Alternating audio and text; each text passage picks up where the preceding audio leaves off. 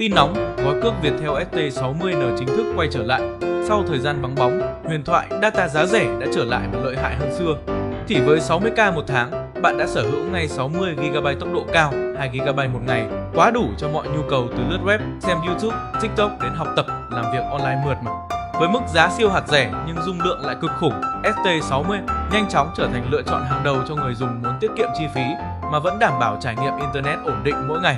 Không cần lo hết data giữa chừng, không cần đăng ký nhiều gói lẻ, chỉ một lần đăng ký là dùng trọn vẹn cả tháng cực tiện lợi.